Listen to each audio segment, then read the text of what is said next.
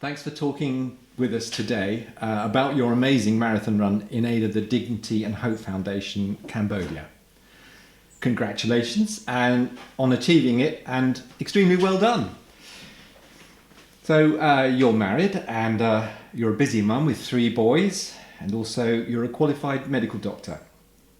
You've also apparently had a burning ambition for most of your life to put yourself through this huge 26.2 mile long ordeal, which we'll find out about later. But I'd like to start by asking how this connection with Cambodia started. So back in 2012, Sally Korf, who you know obviously, said she'd like to go back out to Cambodia. She'd been out in 2010, so we decided to go out together. And she wanted to meet up with some of the people she had met in 2010 to make a connection with them. They were charity leaders of charities out in Cambodia, Cambodians themselves.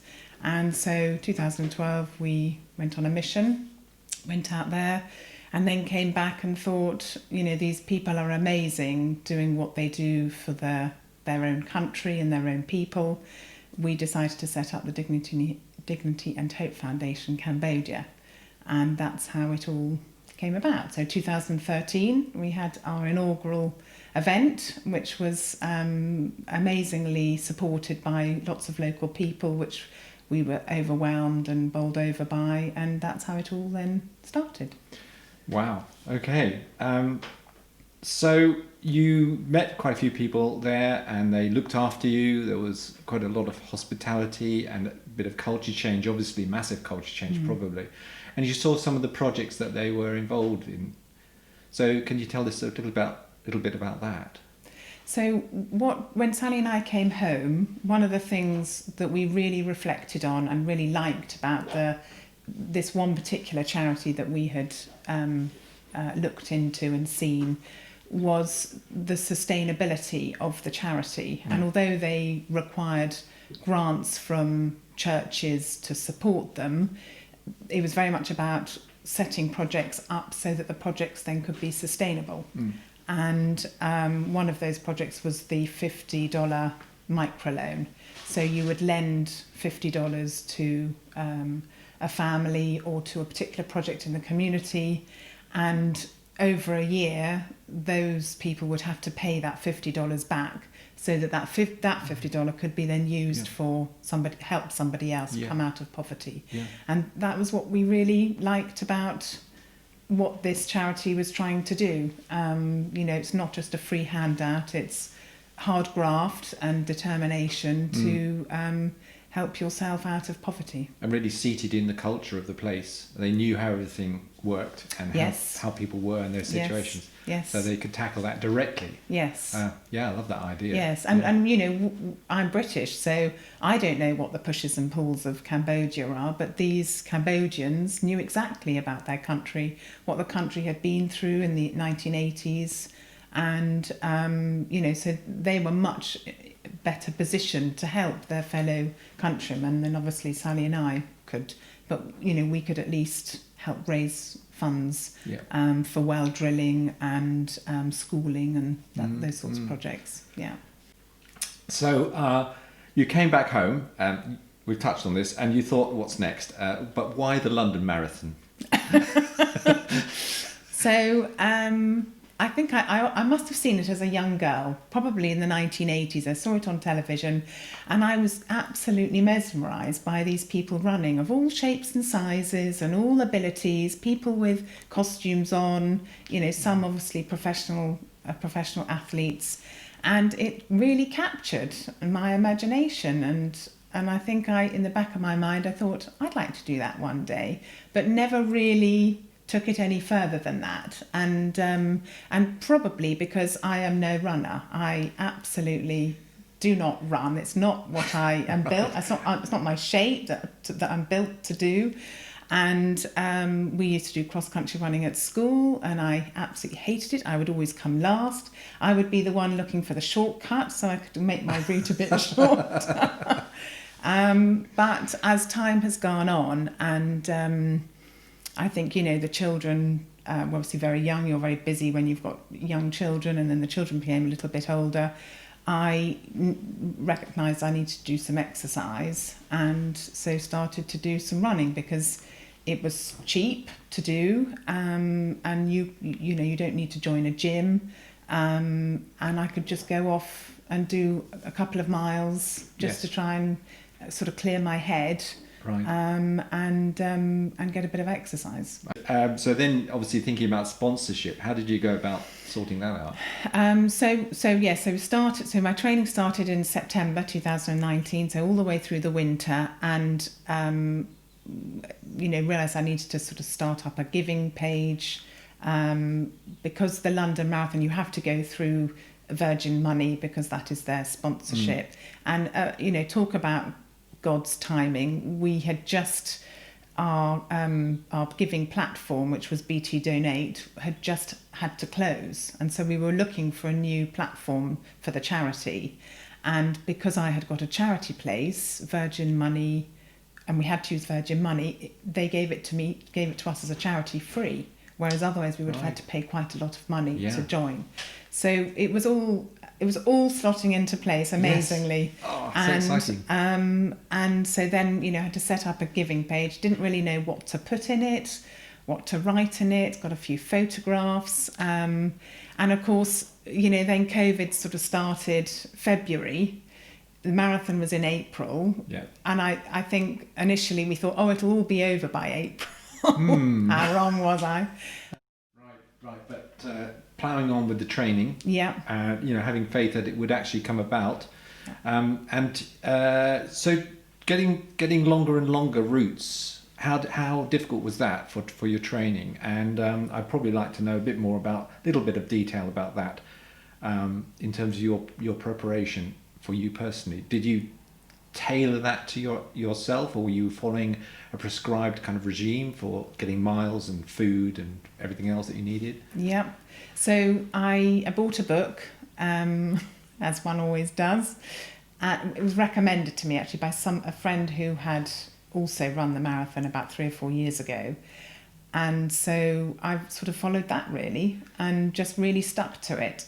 And I'm not someone who is very good at sticking to things, but amazingly I did stick to it because I think it mattered a lot to me.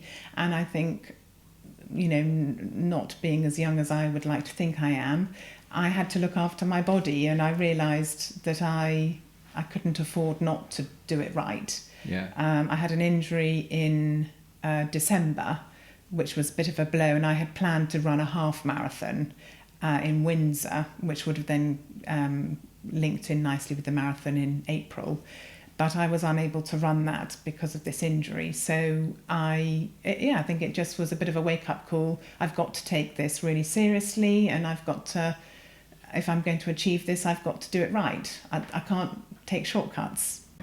Well, I remember it very clearly. It was Friday the 13th of March, and the email came in at about 6 o'clock in the evening to say that it was postponed until October.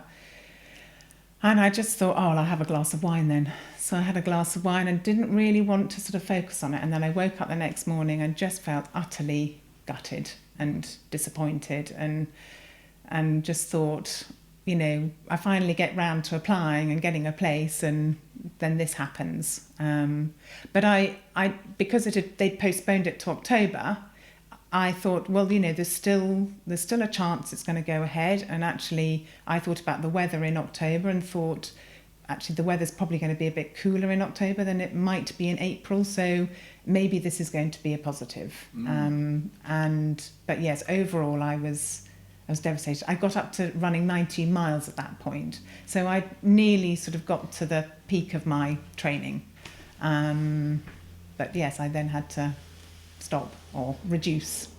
Yeah, and then there was some light, silver lining, as it were, and there was another date that you could do it. Yes. So that was a surprise, I guess. Suddenly everything had to pick up again. Yes. I mean, initially when we were told it was going to be postponed till October, what you pictured was that it would be the London Marathon in London in October. And so yes, that was a sort of there was light at the end of the tunnel. But then finding out that actually it wasn't going to be in London, Yes. and you thought, oh. That was another big disappointment.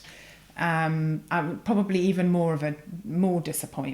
bigger disappointment than the previous one, because this is not what this is not, one of the main reasons for me doing it was having that experience of running around London, and with the crowds and the support that you get from the supporters that line the 26.2 miles in London, and I was not going to experience that, and that was probably the biggest upset out of it all, really.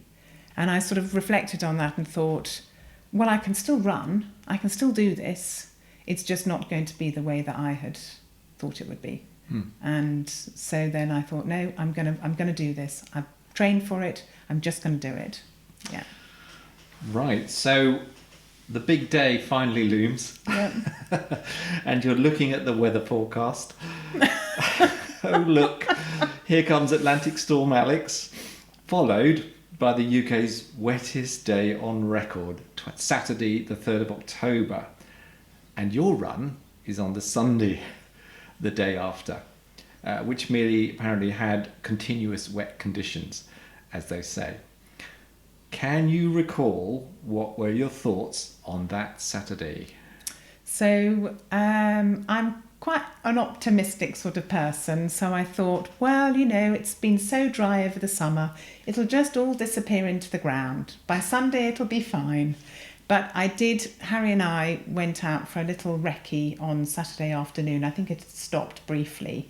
And so we went for a bit of a run, and on the whole, it seemed quite dry. I didn't go down the Phoenix Trail, which I now think it was probably a good thing that I didn't go down the Phoenix Trail on Saturday, but I went through the rest of Tame and Towersey. We drove down to Towersey.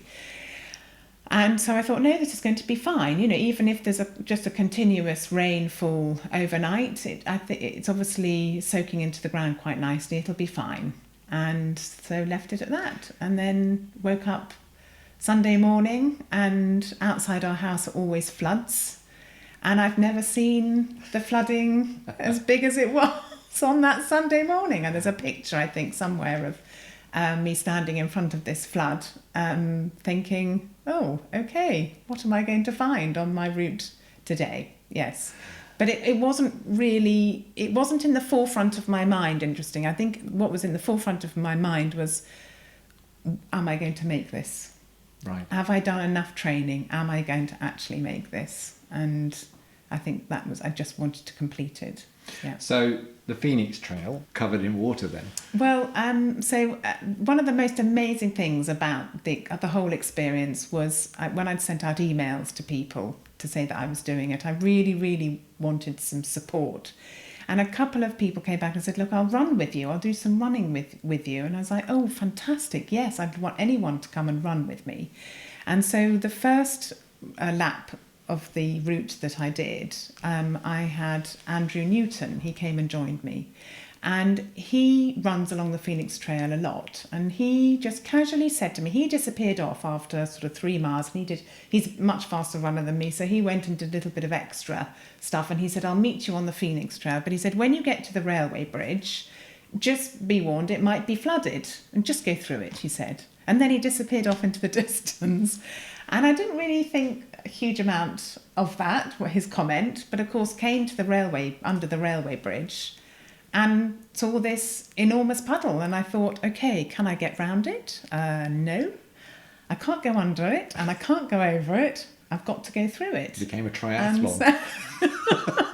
And so just decided, I've just got to run through it. My feet are going to get wet. I've just got to accept that. And so that's what happened. But each lap we did, it got deeper and deeper, deeper. Oh. And it wasn't just one flood, it was probably about 4 or 5 different areas of, sort of 10 metre stretch of water, or even longer, actually. And your overall physical experience, shall we say, of the race. Can you tell me a bit about that? So the first 2 laps, so the first half marathon, I knew I would be relatively comfortable doing. I was quite nervous about the 3rd and the 4th lap. And that was when I really, when people said, when can I join you? I said that would be a really great time for you to join me, because I'm really going to need some support during those times. And actually on the 3rd lap, I think, just been raining. I obviously had got quite cold. And Thomas, my oldest son, had met me on the side with some water, and I sort of took a sip, and I wobbled. And we realised that I was probably a little bit hypoglycemic, and actually meaning low blood sugar level, and I could see that I felt dizzy. Things were a bit squiffy in front of me, and as I was running, and we were coming up to the sort of the checkpoint where Nick was, and Nick, your husband, my husband, yeah. So someone had phoned or had sent a text to Nick to say, can you get a banana and some flapjacks ready? And so as we passed the checkpoint, I grabbed the banana and the flapjack, and that sort of that really kept me going, because I think, when you've done 13, well, I suppose by then I'd done about 17, 18 miles, you're empty, you've got no more reserve, and I hadn't had a big breakfast because I didn't want a big breakfast. Right. And you do have gels, you take these sort of glucosey gels, and I'd had one on each lap, but it probably wasn't enough. Right. And I think psychologically as well, you've done half, you've still got a long way to go. On the 3rd lap, you've still got another lap to do. So I think it has an effect on you psychologically. And so then the 4th lap, although I was really tired, this is the last time I'm going to be running this lap, so it sort of spurs you on. Yeah. So yeah. The organisation that you put into that paid off for you. Obviously, more people came out to see you as you were running, but do you think that overall your planning was sufficient for what you were doing? Yes. I mean, I was really overwhelmed by the number of people that came out, particularly as the weather was so awful.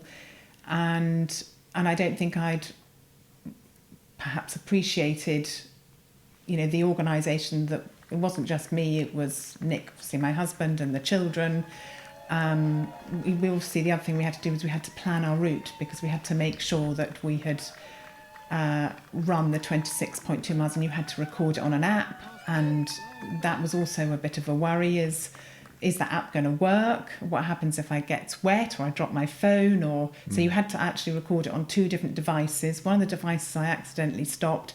So that was definitely a massive pressure, was not only running it, but all the organisation that we had put in place. Is it all going to come together? And, God provides, and he absolutely provided with everything, far greater than any of my expectations. So yeah. Right. So it all came together. That's amazing. You'd done it at the end. There you were. The finish line was there. You crossed it. You'd done it, and there were celebrations, and there were some official things to do. What did you want to do most at that point at the end of the race? Oh my goodness.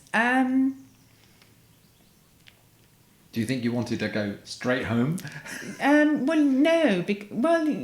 You're absolutely exhausted, and you just want to go and lie down, but then you don't, because you've done it, and you want to be able to celebrate with all those people and that have come out to see you, and the whole thing, the way it all sort of panned out was perfect. We had a little bit of a celebration in the road, socially distanced, and then we did go home, because obviously I was also getting cold as well, so I needed to get into a hot bath and warm up.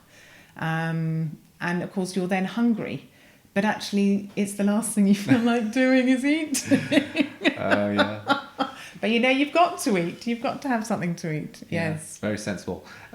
So your fundraising was very successful too, wasn't it? I know, amazing. I can't really believe it. I remember sending out the initial link to people and turning around to my husband and saying, I think I've set the target far too high. I'm never going to get there. But actually, it was one of the other trustees who had said, "This is Philippa, go for it. Just put that on there and go for it." So there were few key people along the way that said exactly the right thing at the right time to go for it and to do it. And I am totally bowled over by the whole thing, to the point where I don't really believe I've done it, and I'm a total imposter. And how can this be? So I'm truly grateful to everyone for their really, support. really marvellous, actually. Thank God, really. And you were truly blessed, but would you do it again?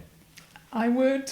And the reason I would do it again is because I really want to experience the atmosphere in London, and to run round do the London route. But the competitiveness inside me, I want to beat my time.